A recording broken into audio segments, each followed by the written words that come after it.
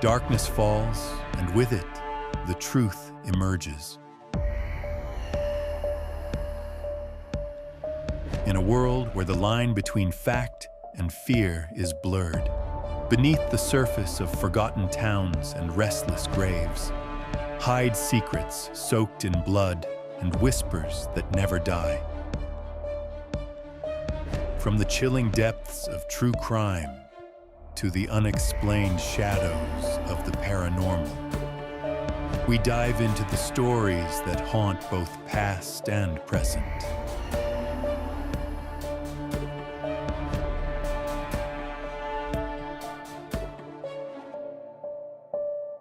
Welcome to Realm of Darkness.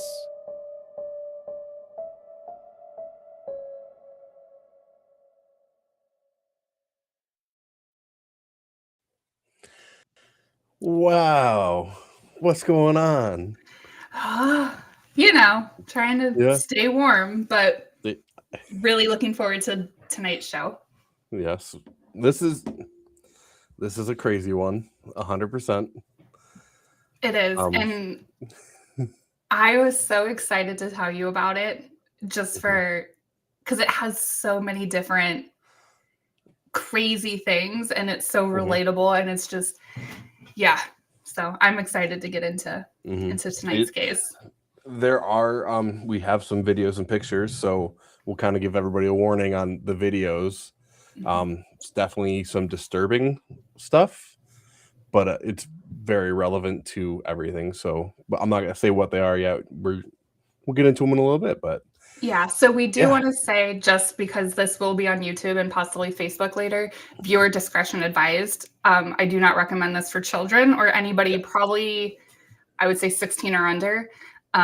There's some language, there's some pictures, there's some pretty awful things that you might hear or see. So if that is not your thing, go find something else to watch. Personally. Come back next week. We'll have something better. We'll be back next week with something else. Yeah. So I don't know. Do you just want to dive into it and get I think started? Yeah. Let's kind of we'll set the stage here for what we're talking about. Okay. September 22nd, 2006, which, I don't know if you want to say what you were talking about beforehand, but this age is kind of relevant to you. Yeah. So 2006. So this case takes place with a high school student. Her name is Cassie, and she was 16 years old. Yeah. And I graduated high school in 2006. So we would have been roughly the same age, that 16, 17-year-old range. So yeah, it's kind of weird for me. Well, so it was a Friday night in the town of Pocatello in Idaho.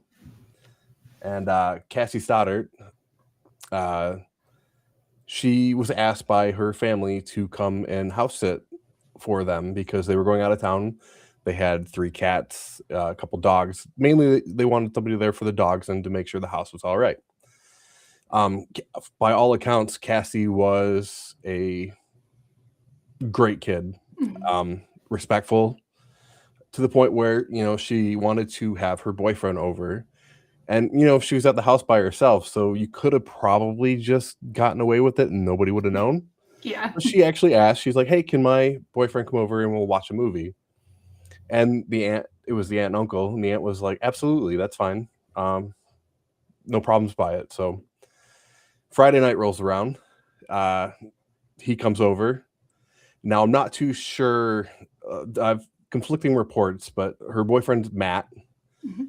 Matt Backhart, I believe was his name. And he comes over and they start watching the movie, but I don't know if they came at the same time. That's where I saw different things. Yeah. So what happened is she did invite Matt over, and it's Matt Beckham. And she also had plans to have her 2 friends. So her 2 friends are also friends of her boyfriends. And they had all been talking that I guess one of them had never seen the movie Kill Bill. So they all agreed that they were going to get together Friday night. They were going to hang out and watch the movie. And the 4 of them would have consisted of Cassie, her boyfriend, Matt, their friend, Brian, and then their other friend, Tori. So all four of these people are there. They are watching this movie. And, at some point, I believe the other two, Matt and Tori, or not Matt, sorry. I keep getting his name confused. It's Brian. Brian and Tori. Mhm. They were like, well, this is kind of boring. So maybe we're going to leave and we're going to go see a movie at the theater because that's more fun.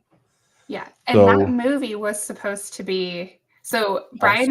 Brian and Tori are very Mhm. into like kind of horror films, scary slashers, kind of Mhm. like we are. And the movie Pulse was just coming out, and I Mhm. believe that was supposed to be a scary movie, I think so. or a horror film. And they left to go see that movie that night. Mhm. Yeah. So they leave, and it was just Cassie and her boyfriend Matt still watching the movie. All of a sudden, I believe the power goes out at Mhm. the house. And, that's kind of unnerving because there was no reason for the power to be going out at all. Um, from all accounts, everything the weather-wise was fine. It's September, so it's not like anything super crazy is going on. Mhm. But the power goes out, and that's a little unnerving to anybody. I mean, people scared of the dark and all Mhm. that stuff. But they're like, all right, well, what do we do? And they kind of just hung out on the couch for a little while, and then the power kind of flickered back on. Not all of it, but some of it, and it kept going on and off, and on and off, Mhm. to the point where she, she unnerved. Everybody's unnerved, and Matt calls his mom and asks if he could stay the night with Cassie because of everything that's going on with the power, and she's not feeling good about it. And mind you, these kids are 16-year-olds, like they're not. 16, 17, yeah. So I would have said the same thing the mom said, to be honest. the mom said no, which Mhm. I can't blame any 16-year-old. Like Yeah. mother of a 16-year-old say no to leave two kids together on their own. Yeah. Um, But she was but like, nice about it. yeah, no, she was nice, and she did. Once she realized they weren't like just trying to pull one over on her, I think she said, "Hey, why don't you come back and just stay the night at our house, and then I'll run you back in the morning so you could check the dogs." And Cassie didn't feel right about that because she was being paid to stay with the dogs and watch the dogs, and she declined and she said, "No, I'll stay here with Mhm. the dogs. It's the right thing to do." So Matt leaves. This whole time, we forgot to mention too, they're hearing noises coming out of the basement, like Yes. things being thrown. There was actually one of the things that Matt said he heard what sounded like glass breaking, Hmm. which was one of the reasons that they had gotten a little shaken. And I Yeah. think after they heard the glass break, they were going to, which is something we would do. They were going to Hmm. check it out, but they decided, no, we're not going to go in the basement. We're Hmm. we're just going to call Matt's mom. And that's when he asked if he could stay with Cassie. And Hmm. of course, again, like we said, every responsible parent would say no. But she Hmm. did offer for Cassie to stay at their house and that they could just come back in the morning. And Cassie did say no. And I think between the power going out and the glass shattering, Hmm. I would have been nervous too. I can't blame Cassie for being upset. Hmm. But with her being responsible, like we've all done, oh, it's nothing. It's my imagination. I'm getting ahead of Hmm. myself kind of thing. So she did stay back for the animals. Hmm. Yeah. And unfortunately, that's what she did. Mhm. Shortly after the boyfriend left, she was attacked by two men with knives, and they stabbed her approximately 30 times, is what I read. Yes. 12 of which were fatal, would have Mhm. killed her instantly either way, which unbelievable when you think about it. Just Yeah. 30 times alone, that's a lot. But Well, and the horrifying fact, or the horrifying part of that is that no one knew mhm, that she was attacked because she was home yes. alone. Mhm, Her boyfriend had already left. There were mhm. no text messages exchanged after that. This was Friday night. This was Friday night. So when the family returned on the 24th, which would have been Sunday. So 2 days later, the aunt comes home. She walks in, and Cassie was attacked in the living room. So she walks into her house. It was the 14-year-old cousin that actually walked in first and saw her. And she was deceased on the floor. Yeah. Of the living room. Yes. Yeah. So obviously they call 911, and that's kind of where the investigation begins. Which, if you listen to the 911 call, and unfortunately we tried really hard to try to find it to be able to put it on here, but there's copyright reasons and just a lot of things that we could have probably gotten in trouble for. But did you listen to the 911 call? I heard snippets of it through different things. The brutality of the attack was so awful that when the aunt called to call 911, she originally just said, "Someone is dead in my house. Someone is dead in my house." The attack was so brutal. There was multiple wounds, chest up, all over the body. She originally didn't even realize it was Cassie. And you hear her on the phone saying, "There's somebody dead in my living room. There's somebody that's been stabbed."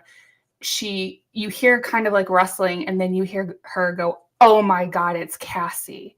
So she originally didn't even realize it was her niece on the floor, which then you can kind of hear the emotion in her voice change, of course, like you would if you found a family. And you're right. That is when the cops showed up, but then everybody ended up, the FBI, the local police. I mean, everybody got involved in this case because Pocatello, it's kind of a small town in Idaho.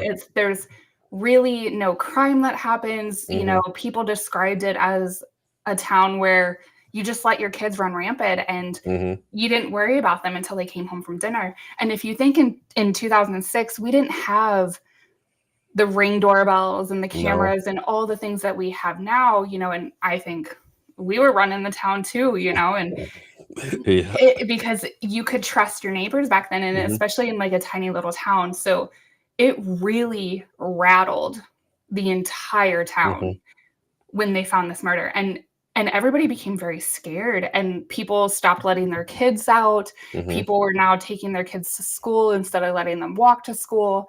And with Cassie being so popular in the high school, it shattered it. And that was some of the things that I had read, is her classmates were just emotionally destroyed. Yeah. And Cassie was popular. She was very popular at school. And it wasn't like a typical what you would think of popular.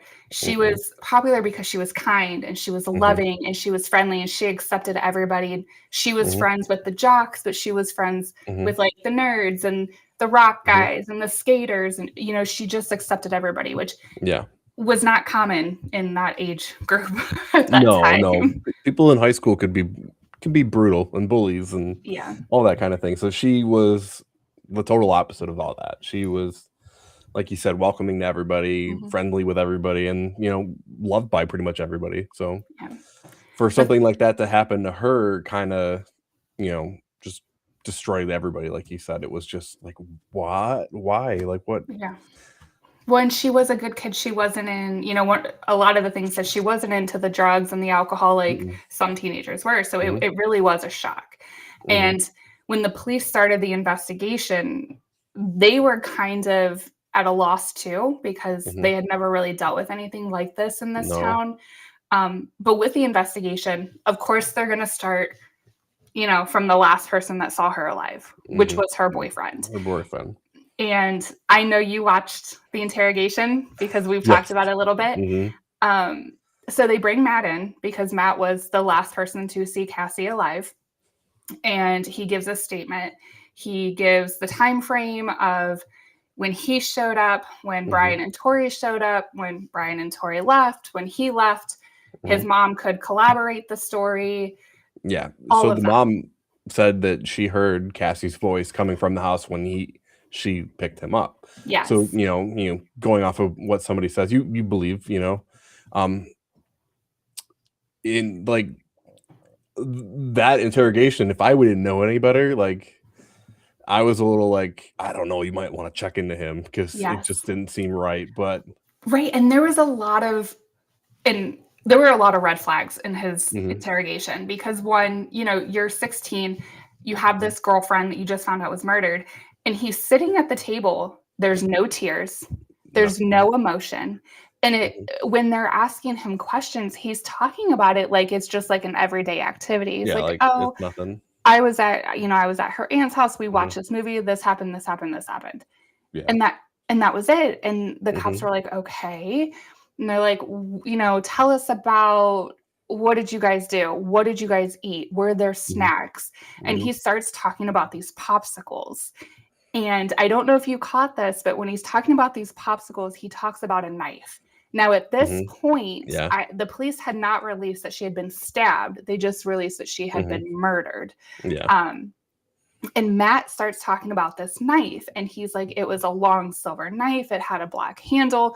We used it to cut open the popsicles. And at this point, the mom shuts it down.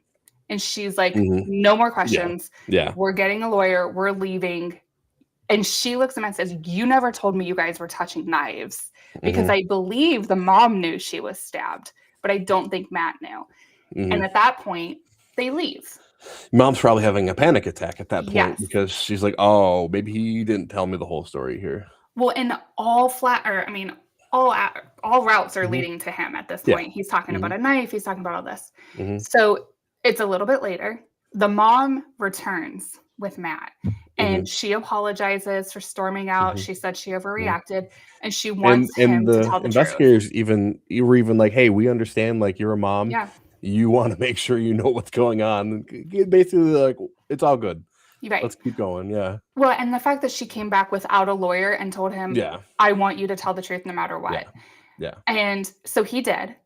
And the investigators ask, would you be willing to take a polygraph test? And he agrees. And he ends up passing that polygraph with flying colors. Oh, yeah. No doubt. Yeah. No doubt that he was innocent. So they release him. And the cops are like, okay, well, he was the last person to see her alive. Now what? So they, of course, they backstep a little bit and they decide to investigate, or I guess question. We'll say question. Yeah, they question, Brian and Tori, because those two were now the next step of people who had seen her, before she had died. And this is where things start to get interesting again, because their questioning was very similar to Matt's questioning. Yeah. So they go to the home of the boys. They start with Tori. They question Tori. He also is very emotionless. He's like, yeah, we saw her. We watched this movie. We left. We went to go see Pulse. Came home. That was it. They're like, okay, great. Then they go and they ask Brian. And Brian's like, same story, right? Yeah, we were there. We watched Kill Bill. We left. We went to Pulse. Came home. That was it. But when the investigators start asking them, so you went and you saw the new movie Pulse? Yeah. Tell me about the movie. What was the movie about? And both of them couldn't tell the investigators what the movie was about. A damn thing about the movie. They had no clue what happened in the movie. They couldn't tell them an actor that was in the movie. They couldn't tell them the plot of the movie. They couldn't tell them a scene that had happened.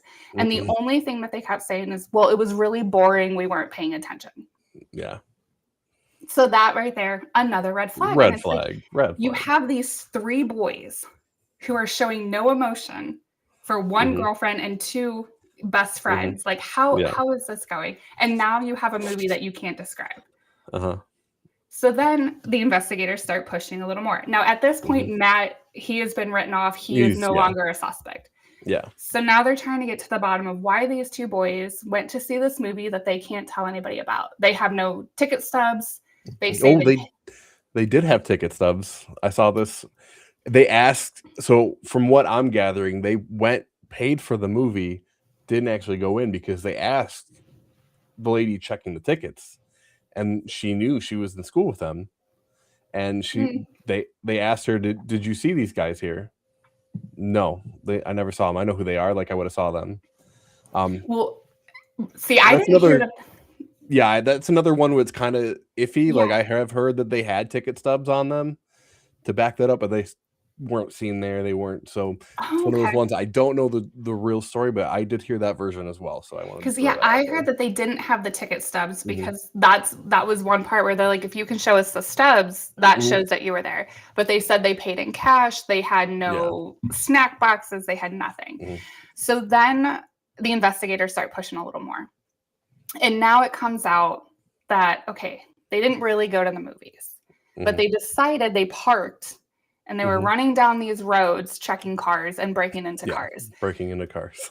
But they didn't want to admit it because they knew that they would get in trouble. Mhm. So then the cops push a little more and they're like, Ask, okay, what color right. cars? Yes, like What questions color like that. cars did you break into? And they couldn't come up with a color. Mhm. They couldn't come up with a model, a make. They couldn't Mhm. even come up with anything that they had originally stolen Yeah, from the cars. and let's add on top, there were 0 reports of cars being broken into. There was nothing to back Yeah. that up at all. And So when they were faced with that, they said, oh, well, we only went into cars that were unlocked, so we didn't have to break them. mhm. But again, they couldn't say what they took. They couldn't tell a color, model, make, none of that. So now investigators, cops, their radars are up. They're ready Yeah. to roll on these two, right? Mhm. Mhm. So they start pushing. And let's start with Tori, because Tori was very much described as kind of a loner.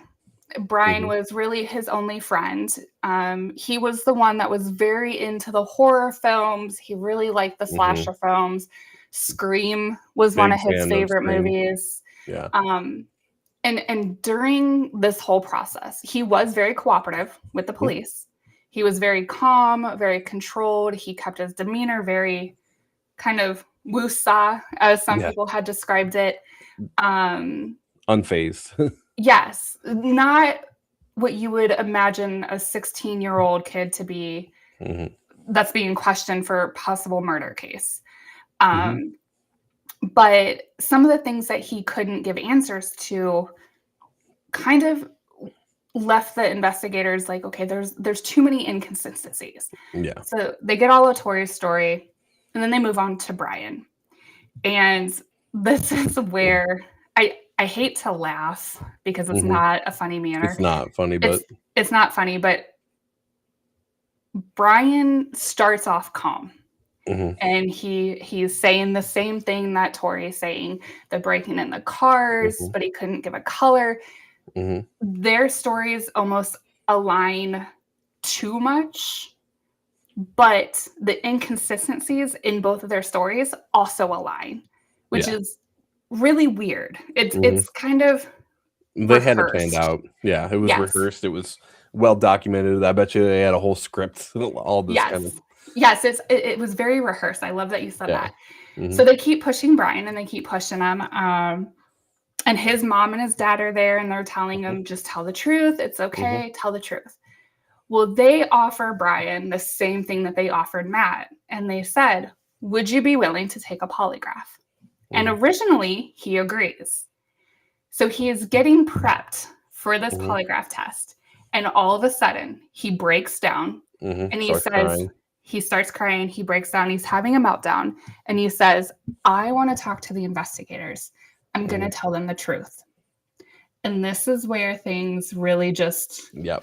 spiral out of control. Yeah, their whole plan kind of blew up all of a sudden quickly. So yes, so Brian gets in this room and he tells the cops that yes, him and Tori were at Cassie's house. They left, but they didn't technically leave. They drove a little bit. They circled back to Cassie's house and they went in through the basement of the an basement unlocked door that he unlocked before he left. Yeah. Let's throw that in there. Yes. And that's what they always say, oh, the door was unlocked. And they're like, well, why would she leave it? No, they unlocked it. They unlocked it. Yep. Which keep that in mind because that is step one of premeditated. Okay. Yep. So they get in through the unlocked basement door and they're flicking the lights and they can hear Matt and Cassie upstairs and they're throwing things and they're breaking things. And Brian claims that they were doing this just to like mess with them. They just wanted to scare them a little bit. It was a prank. Well, it was a just trying to prank. pull a prank. Yeah, no. And that they were going to lure those two downstairs and then jump out and scare them. Mm-hmm. But they saw Matt leave. Mm-hmm. And Cassie refused to come downstairs. Mm-hmm. So Brian said, well, we snuck upstairs. We were just going to jump out and scare her and make it a prank. Mm-hmm. And then he said, they get up there, they jump into the living room, and Tori goes ham, right? Mm-hmm. Brian says that Tori takes out a knife Mm-hmm. and stabs Cassie to death in front of his eyes. Yeah. And that he was screaming to Tori to Mm-hmm. stop, don't do this. Mm-hmm. And Brian is sobbing and crying and saying that he didn't know this was going to happen. This was all Mm-hmm. Tori. Tori had Mm-hmm. he had killed her on his Mm-hmm. own, and Brian was just a bystander. Yeah. And he claimed he didn't come to the police because he was scared. Because if he came to the police and told them what he saw, Tori said he would murder him as well. Mm-hmm. Exactly.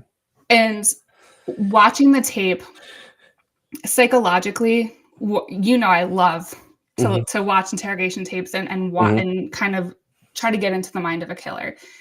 They leave him, and I love when cops do this. They walk out of the room and they leave him in there by himself.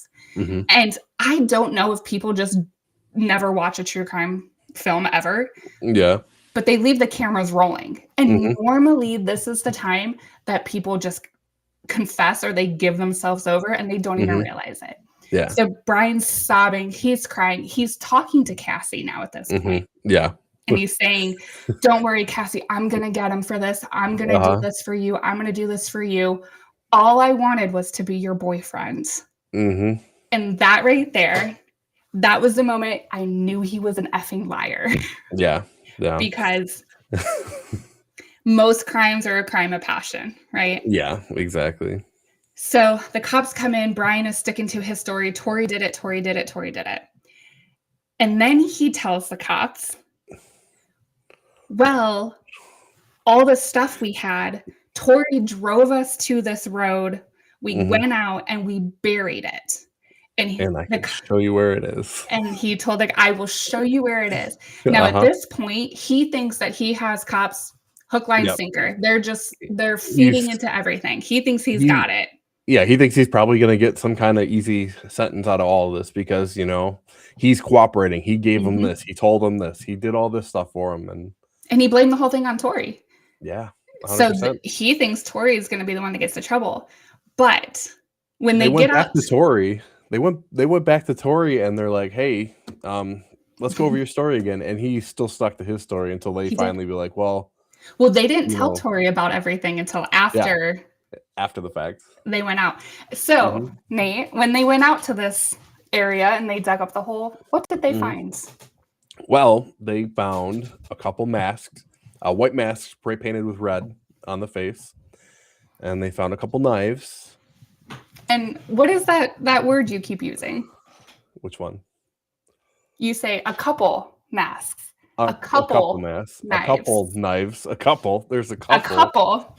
Not singular. A couple. They get that stuff. And they're like, okay, well, we've got this stuff now. While you're telling this, I'm going to show the pictures of the area. Absolutely.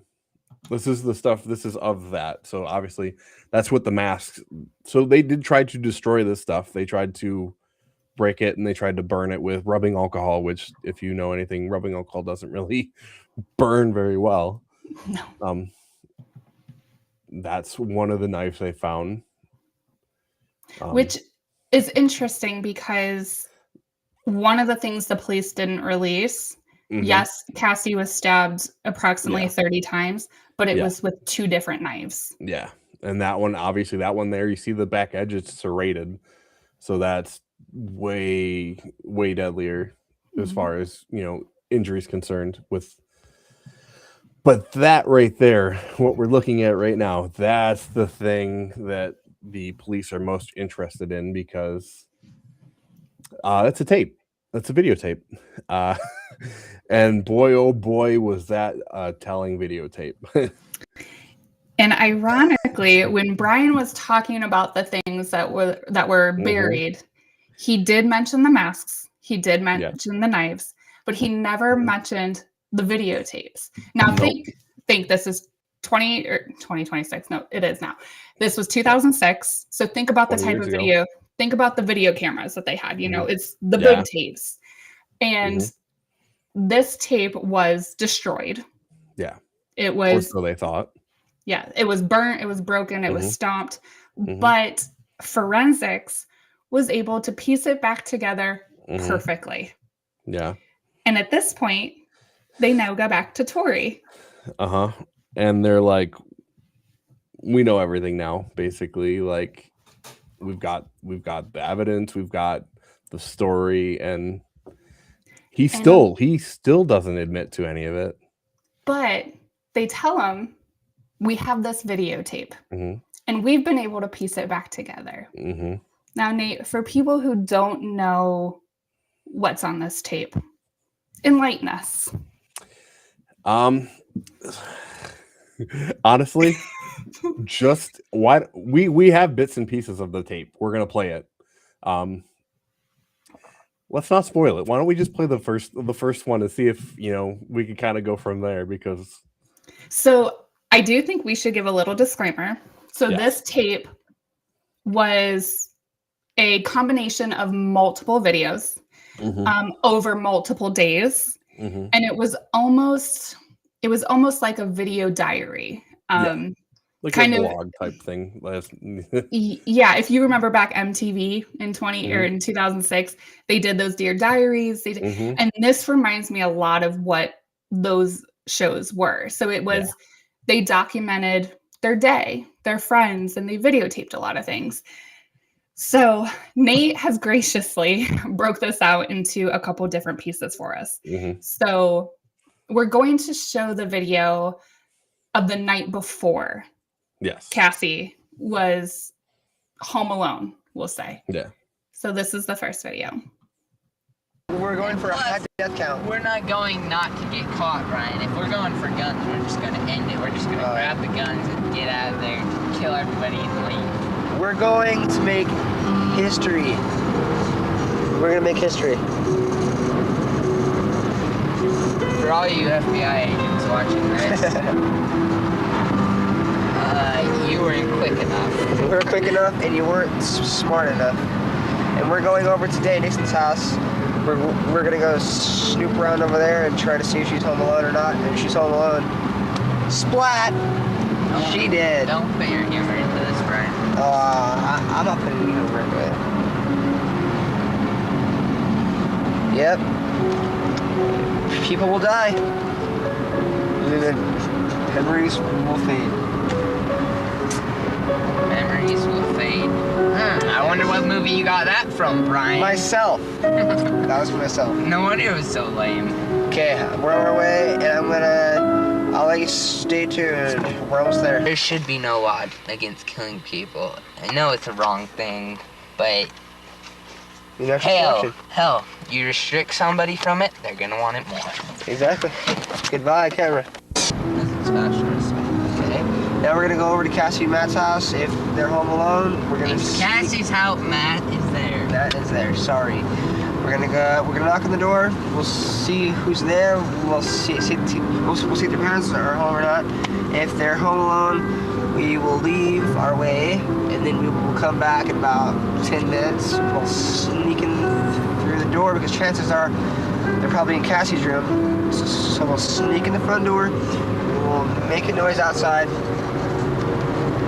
And Matt will come out to investigate, kill him, and it will scare the shit out of Cassie. Okay? Sounds like fun. We'll stay tuned. We found our victim, and sad as it may be, she's our friend. But you know what? We all have to make sacrifices. Our first victim is going to be Cassie Stoddart and her friends. God, turn your brights off, asshole. We'll find out if she has friends over. She's gonna be alone in a big, dark house out in the middle of nowhere. How perfect can you get? I mean, like, holy shit, dude. I'm horny just thinking about it. Hell yeah. So we're gonna fucking kill her and her friends, and we're gonna keep moving on. I heard some news about Kirsten. She's gonna be home alone from 6 to 7.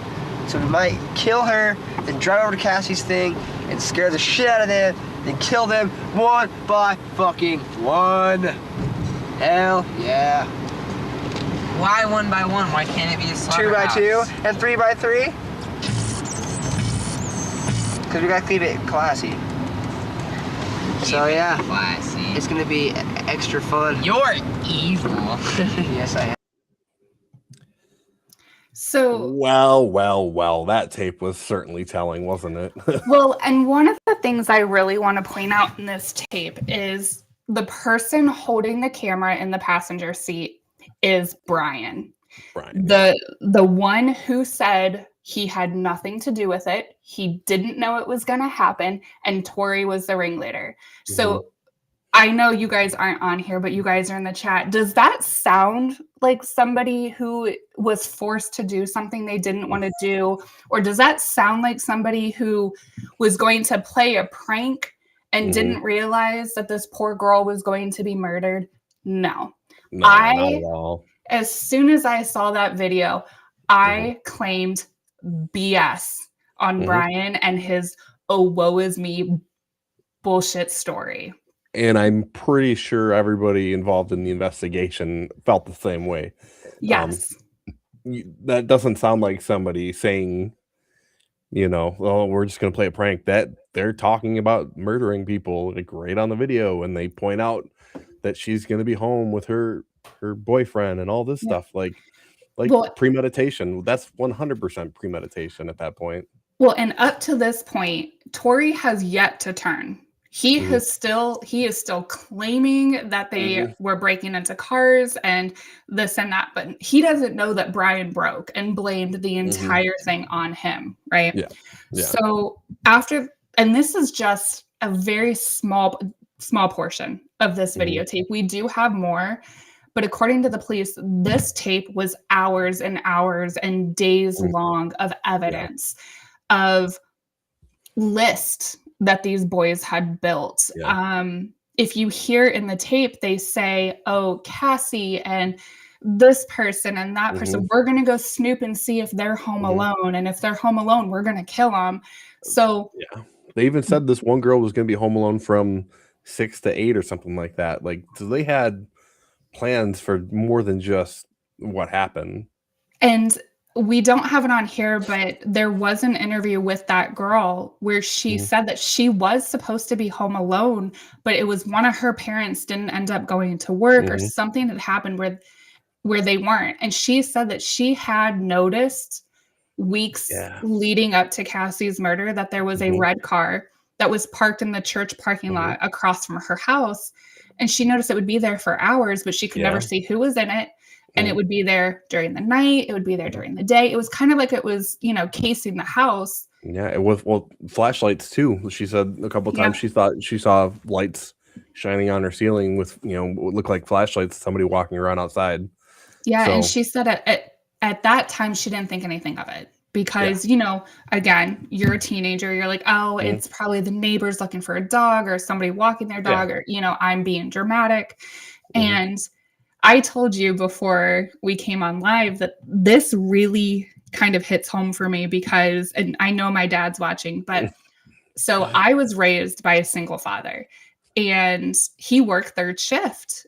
And once I got old enough, I was home alone every night by myself. And, he didn't work far. So God forbid if something happened, I could have called and he could have been home in 10, 15 minutes. But knowing that these kids were casing the house of girls in their class to see if they were home alone. If that were, I would have been prime suspect because, my dad worked third shift. I think it was 7 to 7. So from 6:30 to 7 in the morning, I'm completely home by myself. And, the way that our house was set up, it was like a ranch. So it's all one floor. They could have been in and out and nobody would have ever known because we didn't have cameras back then. And thinking back, my two best friends in high school, they were guys. So I'm like, this story to me is like, holy hell, like that could have easily been me. Now, thankfully, like my best friends weren't crazy, but we're crazy. and my dad, I'm sure, knows exactly which ones I'm talking about. But yeah, no, Ben and Brandon, they weren't nuts like that. They were not crazy. But it just shows that Brian is completely lying, because he's the one. I mean, he is almost coming across as the instigator, the ringleader. Tori doesn't say much. There was a statement that I didn't like where he said, "Oh, I'm getting horny just thinking about it." What's that about? I think that is a dominance thing. Because both of these boys, they weren't really in the popular group. They were kind of, you know, they were kind of to themselves. It was a lot of people said the only friends they kind of had were just each other. So I don't know if that was a dominance thing. But one of the things that came out about them, and maybe we'll talk about it more in depth at the end, but this is why I think Brian was the ringleader. Everyone keeps saying Tori was the leader, he was the leader, but Brian was obsessed with Columbine.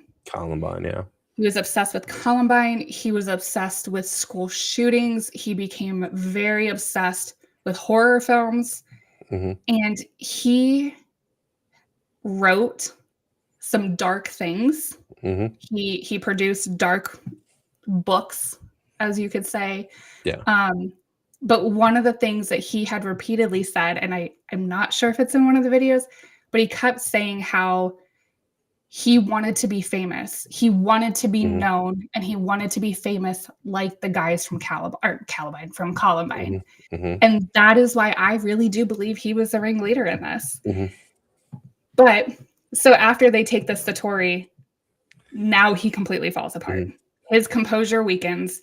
He realizes they've been caught, and he no longer denies it. He finally starts to acknowledge and kind of admit his involvement in what had happened. But now his story is different. He says that Brian had a part in it, that they stabbed Cassie together. That's why there's 2 knives. That's why there's 2 masks, and that it wasn't just Tori taking part in this.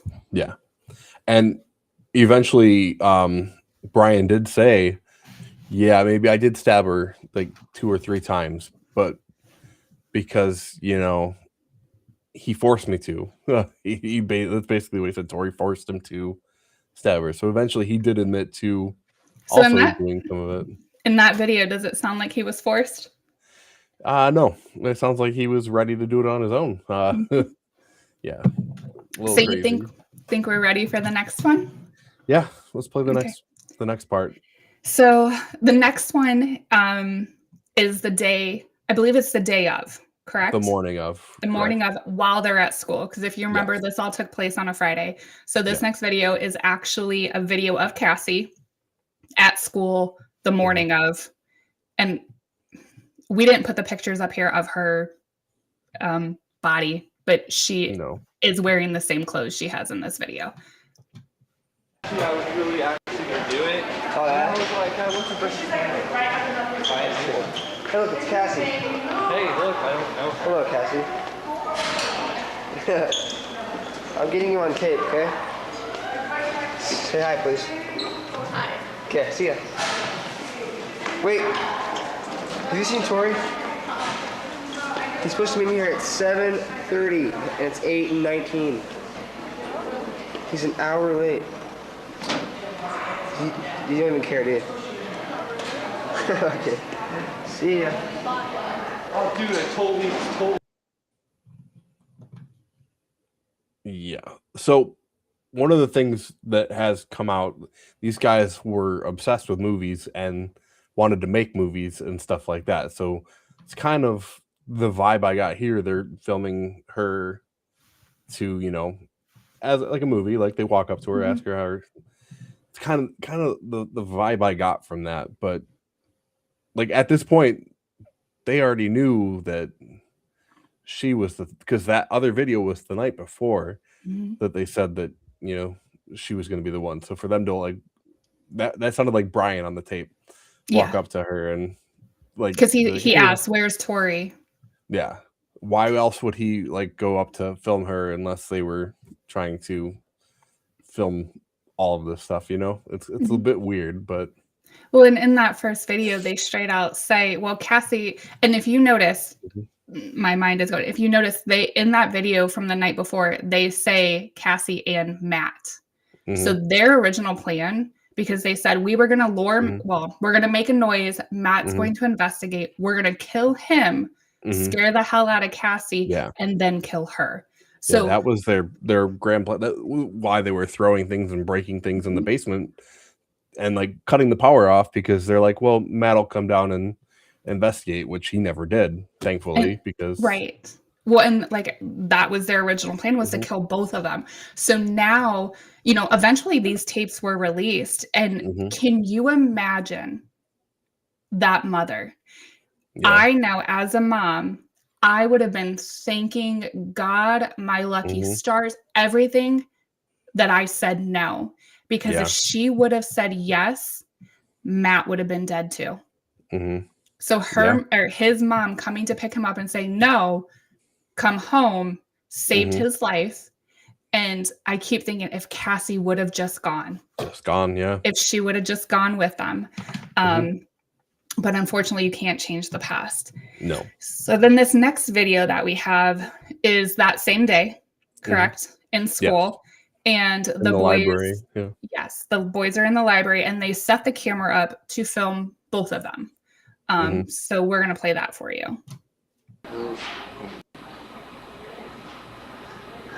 Story, September 22nd, 2006.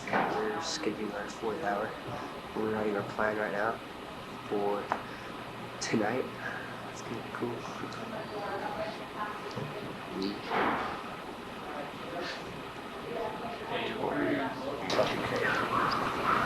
For you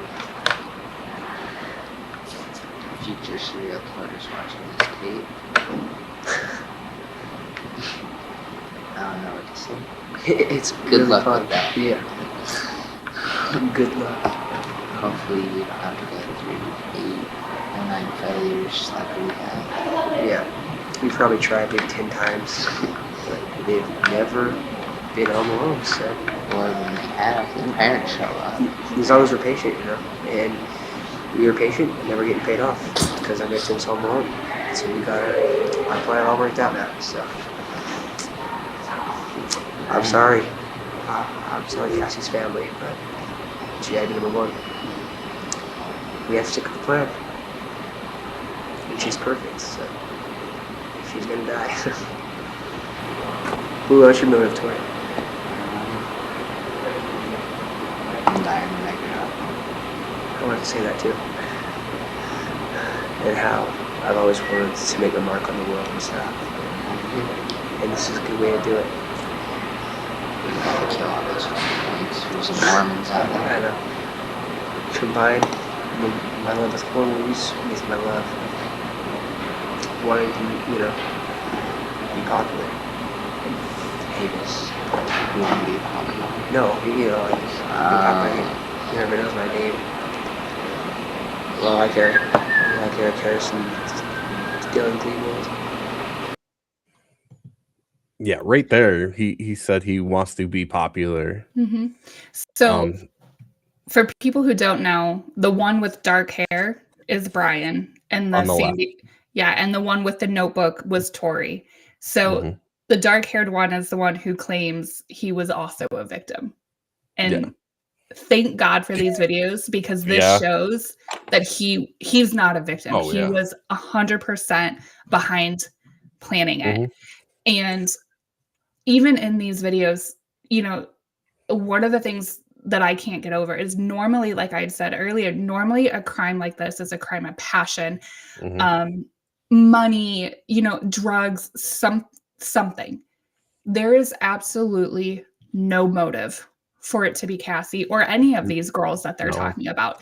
It is strictly the fact that these two, which it sounds more like Brian than Tori, but they want to become legends. And this is the only way they know how to become legends and make their mark on the world. And one of the striking things to me too, out of that whole thing, they say two future serial killers because they want people to emulate them. They want to be famous. They want to be popular. And he even says, like, hopefully you don't try and fail like we have 10 times before. So, like, this had been going on for a while. They were trying for at least 10 other times to do something like this. Until finally they got, like they said, nobody was ever home alone. They wanted them to be home alone. So, yeah, because they said they didn't want the parents to interrupt. And, you know, with these videos, they're just not taking it. They're not taking what they're doing into consideration. And I, you know, people say, oh, well, at 16, you're not fully like mature, but they are laughing and making jokes and smiling about taking somebody's life.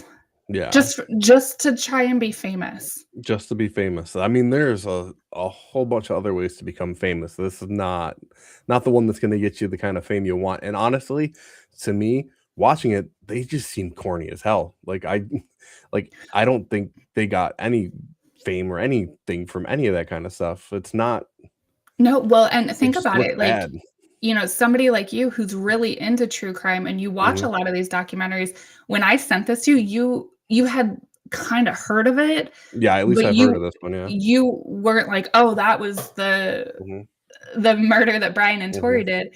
And to be honest, I had to write their names down because I kept. Well, Brian, I remembered, but I kept forgetting Tori and Tori's name was just forgettable to me. I don't understand it because the same thing. Even in the beginning when we started talking here, I got Tori and Matt mixed up a couple times. So, well, sorry, and Matt. if you know, Matt's innocent. You're good. If you notice that last video when they're sitting at the table, one of the things I like to do is I always like to look at their eyes. And if you look at Brian's, Tori doesn't really make a lot of eye contact with the camera, but if you look at Brian's eyes, he looks evil. I don't know. Yeah. Now, here's my main question from that part. Like, were there any teachers in the library? Was anybody not listening to what these guys were saying? Well, and that's what I know. I know they're being quiet, but yeah, that video is a little harder to hear, and I think it is because they're whispering. And if you notice, there is a moment where it kind of looks like it glitches. I think they stop it because there are people around, and I don't know. This whole thing to me seems like they are treating it more as an experiment than real life situation, which does make me wonder if they're able to tell the difference between reality and fiction. I can't remember the name of the term, but there is kind of a disorder where they're not able to tell the difference. But it is rare, but for it to be two people to find each other that have that same, I don't know. I have so many questions with the two of these. But we do have two more videos. And go ahead. This next one is right before they got to Cassie's house. This was in the car they were driving. Yes, to go to movie night. To go to movie night. Okay, we're gonna get that one. We're here in his car. The time is 9:50, September 22nd, 2006. Unfortunately, we have the grueling task of killing our two friends, and they are right in that house just down the street. We just talked to them. We were there for an hour. But we checked out the whole house. We know there's lots of doors. There's lots of places to hide. I locked the back doors, so it's all locked. Now we just gotta wait, and we're really nervous right now, but we're ready. We're listening to the greatest rock band ever. We've waited for this for a long time. Pink Floyd. Before we commit the ultimate crime of murder. We waited for this for a long time. A long time. We'll stay. We've waited for this for a long time. And if you notice the timestamp, that is after they left Cassie. So they were already with Cassie and Matt. They're gone to the other movie, yeah. to go to the movie. Correct. And then they're driving around. And that in that video is where he did say that he unlocked the doors. Yeah. And straight up right there, they admit they're going to commit the ultimate crime of murder. So they know what they're doing is wrong. But they still go anyway. And it was Brian that said that. Again, Brian. the one that's been playing victim this whole time. Yeah. And watching these videos, especially this last video we have, this one's they gruesome. both Not gruesome, but what they talk about, they both are very guilty in the premeditation, the planning, all of that. But this next video, it does show excitement from one.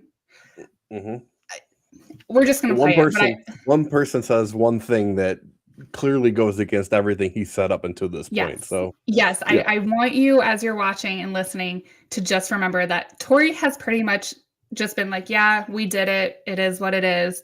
And Brian has been, no, I had nothing to do with it. Tori did it. I just watched. Oh, I stabbed her maybe once or twice. Yeah. But this video contradicts his entire every interrogation video that's out there, hours and hours of tape, completely goes against everything. And this video is post murder. Yes. So they had murdered Cassie. They left. They're in the car driving away. And this is the video that they take. Just killed Cassie. We just left her house. This is not a fucking joke. I'm shaking. I stabbed her in the throat and I saw her lifeless body just disappear. Dude, I just killed Cassie. Oh, fuck. That felt like it wasn't even real. I mean, it went by so fast. Shut the fuck up. We gotta get our act straight. It's okay. Okay, let's buy movie tickets now. Okay. Come on. No. So in that, they did, let's go buy movie tickets now. So I think they did have tickets. They did buy tickets, but it was after anyway. So not that they would have. What was that phrase that you heard him say?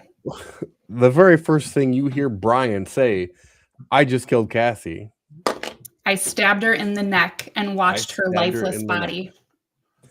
I stabbed her in the neck. That wasn't Tori just stabbed her in the neck. So everything he'd been saying up to this point, lie. Yep. Lie. He said, I watched her lifeless body. Yeah. And he was excited about it. Yeah. That is what baffles me is this 15 and 16 year old, or 16 and 17. I'm sorry. I keep saying 16. The 16 and 17-year-old just destroyed the life of this family and this girl, and Matt could have been blamed, and all the kids at their school, and ultimately destroyed their family their family's lives, their lives, and they're celebrating. They're celebrating that they just took the life of an innocent girl. Yeah. It's insane. So after the cops have these videos and they present these videos to Brian and Tori, they decide to go to trial, and they're case closed, let's do this. And surprisingly, Brian and Tori were able to get lawyers. I think they were public defenders. I'm not 100% sure.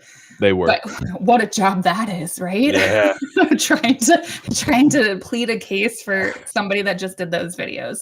Yeah. There's how do you fight that? Because clearly it's right there. And the fact that Brian led them right to that video.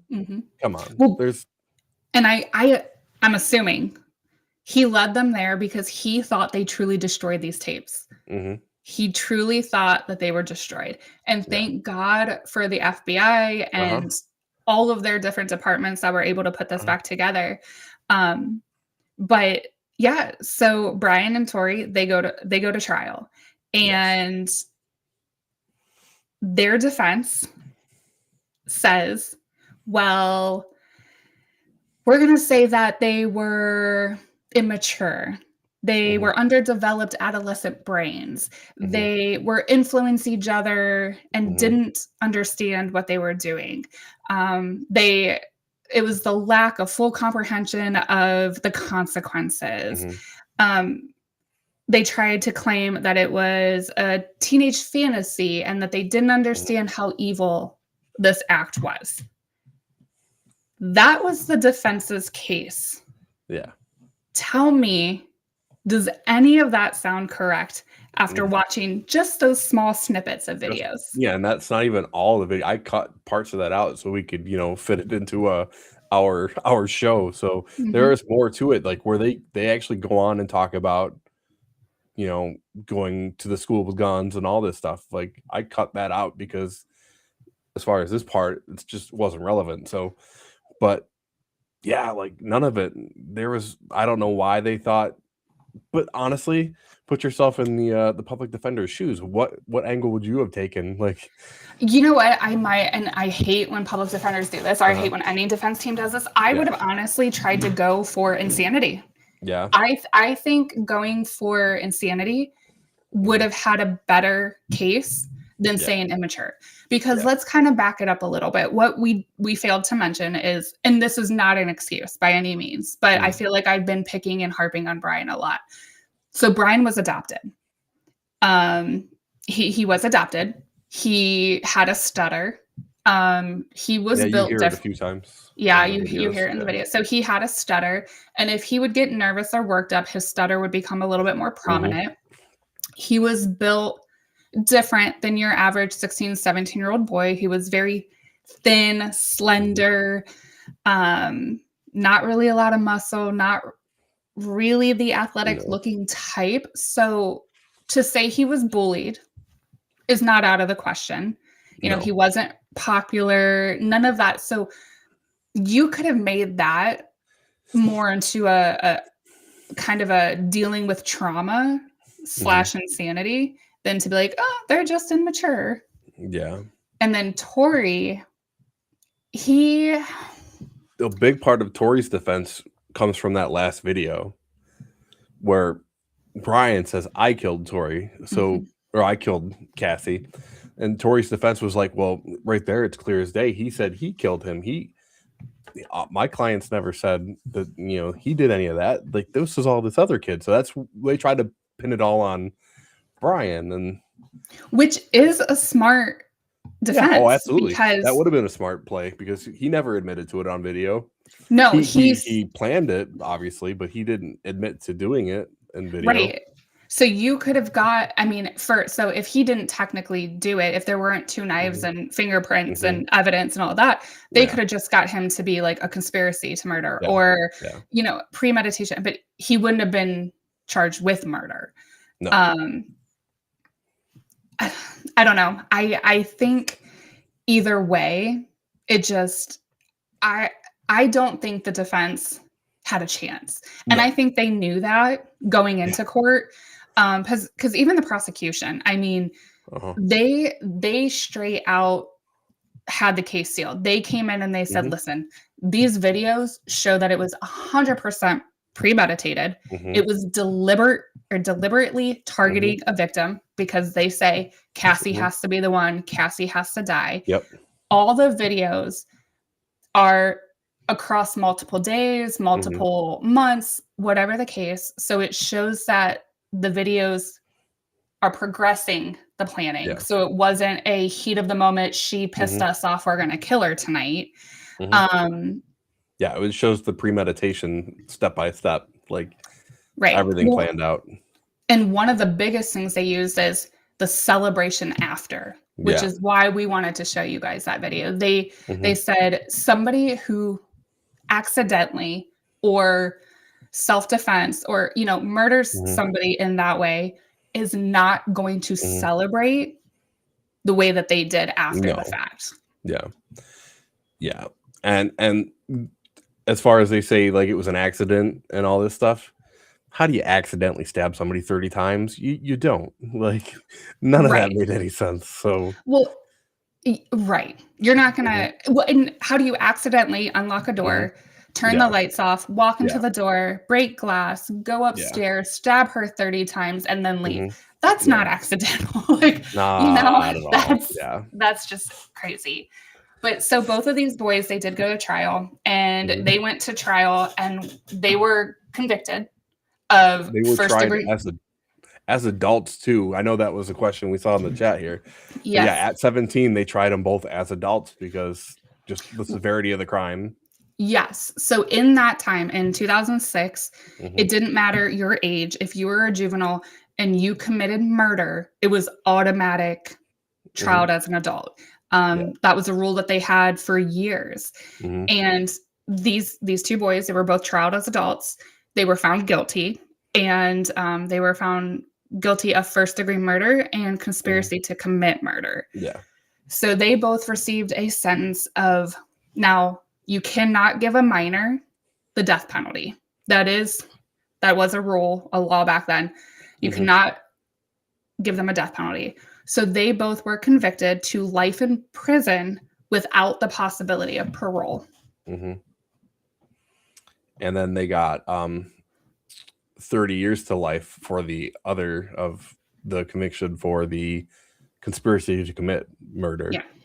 So yeah, they got slapped with 2 basically life sentences.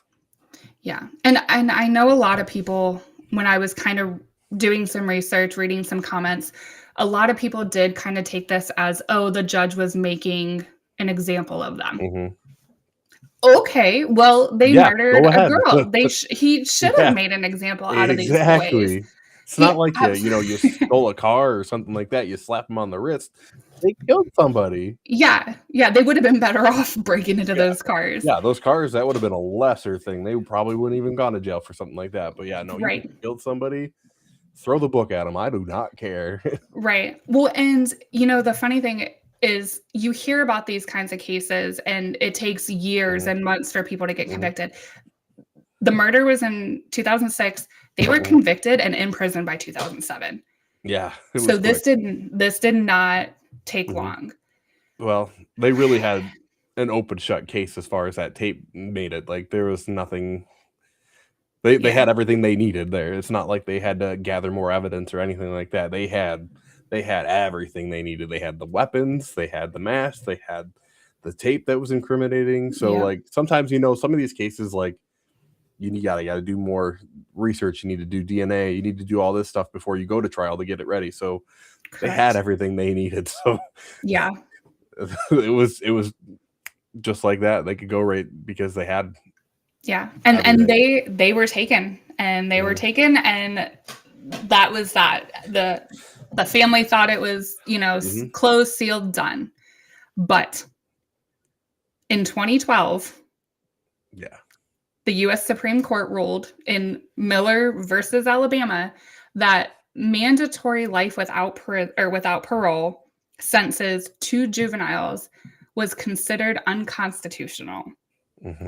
Because they said that anybody under the age of 18, because one was 17, one was 16, anybody that was considered a juvenile that committed a crime to this extent, it was unconstitutional because they said, one, at the time of the age, that their maturity level was not where it needed to be.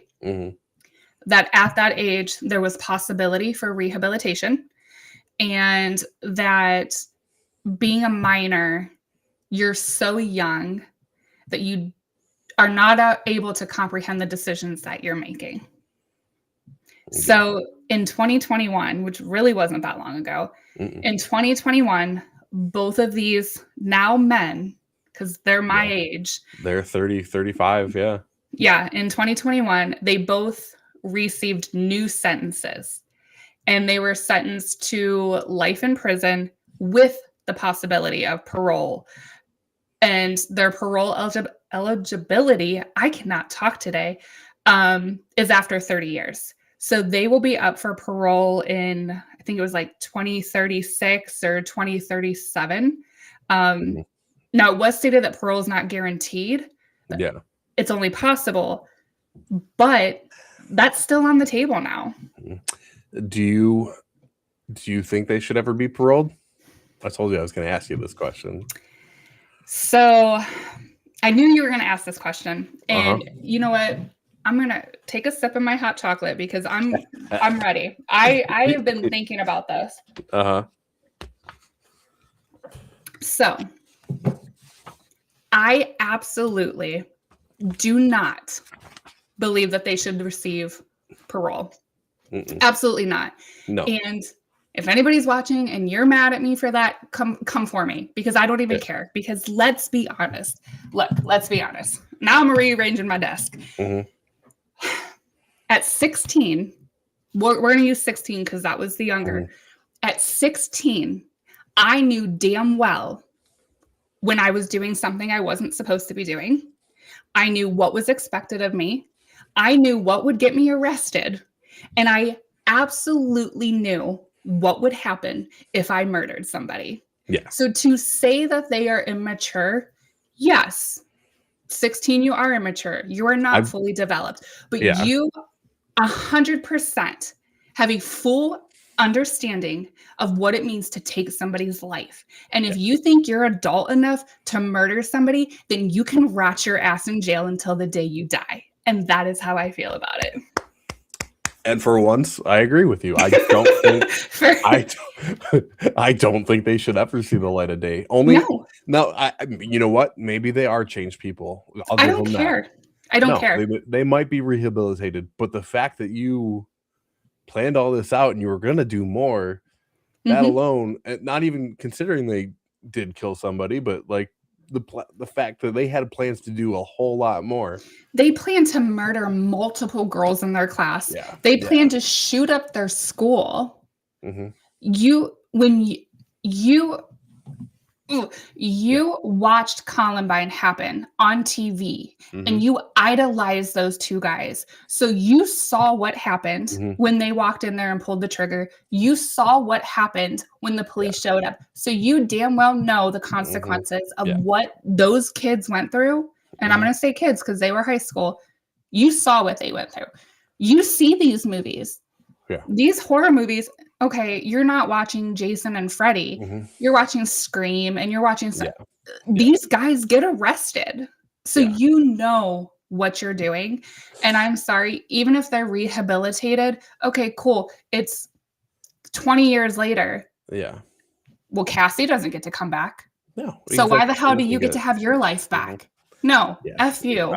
That's the thing I agree with too. Like, you know, if it was some other, maybe other circumstances and it was an accidental thing or something that, I don't know. Car accident. Vehicular homicide. Drug driving accident. Okay. But this family doesn't get to have their daughter back. So why do you? No. I hope you like your cellmate. Sorry. Get used to it. You're gonna be there. Yes, I agree, and I think they were old enough to understand 100%. It's not like they were like maybe 10 or 11. You know what I mean? Like, you're not. Now I do agree because there are cases where children, 8, 9, 10-year-olds have accidentally played with a gun, and now those cases 100% agree. Those cases should be reevaluated. 9, 10-year-olds are not mature enough, but 16, 17, you know what you're doing. And you celebrated it. You celebrated taking her life. So how do we know when you get out that you're not going to want to feel that feeling again? Because I mean, I've never killed anybody, but and I don't plan to. But a lot of these murderers and these serial killers, they do say that it feels like a high. You know, it's a dominant thing. You feel like like a high and you're chasing that high. The guy even said he felt horny about what he was about to do. So that's 100% that. And like you said, what makes you think he's not going to want to do that again? Because he's already done it once. He's had that rush. So I mean, keep him in there. Don't let him out. I think they should rot in there because again, at 16, 17, it's not like you went out to a party, got drunk, and had to call your parents. That's a mistake. Okay. You know, you get drunk underage, whatever. But you deliberately picked out this girl You planned it. You bought the knife. You made masks to wear because these weren't just like bought masks. They made them to wear to murder her. So you go so far to do arts and crafts for a murder. Yeah. No. So absolutely not. You said you thought Brian was the ringleader, correct? I do. So why do you think Tori went along with him? So I have an idea.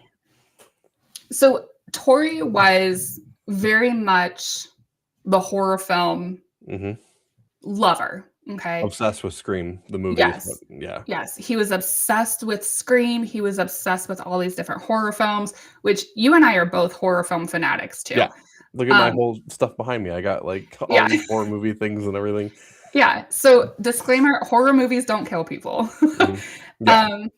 I think, and this is far-fetched, I think if you watch the movie Scream and you truly watch it, it's two best friends that do the killing and the murdering. And I think Tori didn't have a lot of friends. They had moved, and when they moved, he became very isolated. And I think Brian really, really wanted to commit this. And I think Tori wanted that solidarity, that camaraderie. And he loves Scream. And it was two best friends killing these people and two best friends killing these people.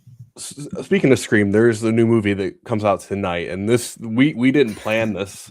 Way to plug it. We didn't plan this at all to do this because these guys, they're often dubbed online as the Scream Killers because of, the videos and all the stuff they did. I have a theory here that might be a little more far-fetched than what you're playing on. Okay. In the last couple of years, Tori has come out as gay. Did you hear this? I did.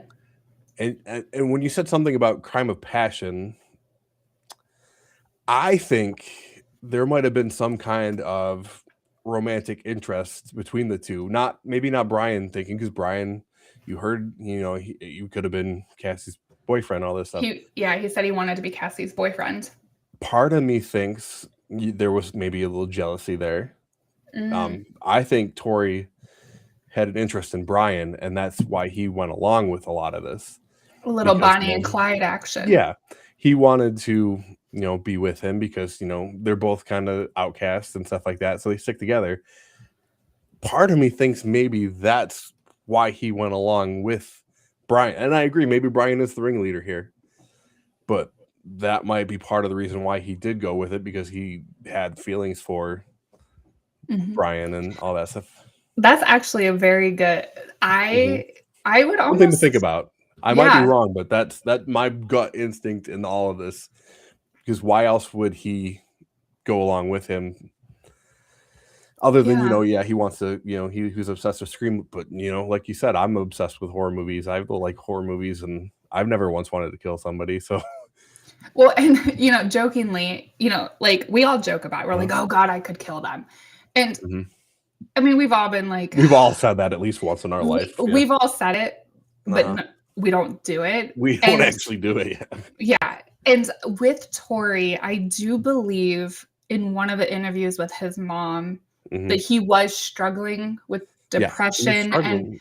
He was struggling with depression, and he was struggling with a couple other mental illnesses that had been diagnosed.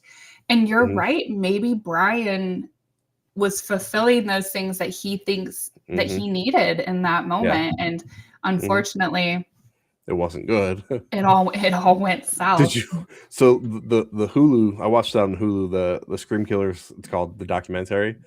And like they talk about him being gay, and like his mom even said something like he didn't want to tell his mom he was gay because she thought he'd be mad at her. And she's like, honey, there's a million other things I could be mad at you for. That's not going to be one of them. Well, and because he came out after the murder. Yeah, after. This was a couple years ago, I think. Everybody kind of knew, but just that's another like ripple to all that. Like made me kind of think maybe that's why he went along with Brian, because I like you said, I do think Brian was probably the main culprit. Just based on the videos alone, he's the one doing most of the talking. Well, and when you just said that, you're worried your mom's going to be mad at you for your sexual orientation, but you're not worried she's going to be mad at you for stabbing a young girl 30 times? Yeah. Riddle me that one. Yeah. Like, Yep. I don't know. I mean, this case, like I said, I mean, I remember this happening back when it originally did. And then it's recently kind of been popping back up in different social media outlets. And there's a new documentary on Hulu, which if anybody hasn't watched it, it is fantastic. Yeah. And they actually do play the videos that we are not allowed to play due to copyright reasons. Yeah, they got them. They have the 911. They have the interrogation tapes. They have a lot of the stuff that we don't have access to. And it is a very good documentary. There's 3 episodes to it, but I don't know. This case is definitely one that's kind of stuck with me through the years. Like I said, you know, being a teenage girl that was home by herself, at least during the weekdays when my dad was working, and my 2 best friends were guys, and they knew that I was home by myself. I mean, there were times that we would go out shopping or whatever, and I would get dropped off after my dad had left. So it's like, I don't know. I just sit there and think, like, if these guys were at my school, I would have been the easiest target for them. And it just kind of... Yeah, it hits you different. It does. I don't know. That's a rough one, but thankfully they are in prison, and, you know, obviously that doesn't bring her back or do any of that, but... Yeah. Well, and I will say, watching the new documentary, it was hard to watch her mother on the stand, because they do show a lot of footage from the court as well, which is also stuff that I tried to get, but we couldn't because of copyright. Watching the mother was really, really hard for me. Yeah. So I'm glad, because there's a lot of moms that just don't get that justice. You know, you hear, oh, they passed away before the person was sentenced, or they passed away before this and that. And so I'm glad that that family and the mother especially got that closure so quickly. And swiftly, yeah. Mm-hmm. Yeah, I agree. Wild. But since we are almost at an hour and a half, yes. Before we wrap this up, let's talk about some cool things we've got going on, because next week we have on Larry Eister, and he's got a new project coming out. He's going to give us some details on it. He's going to tell us what he's been up to, some of the events he's going to. And then who do we have after that? Because it's a good friend of ours. March 16th, our friend Christy London. She's, you know, lives near me.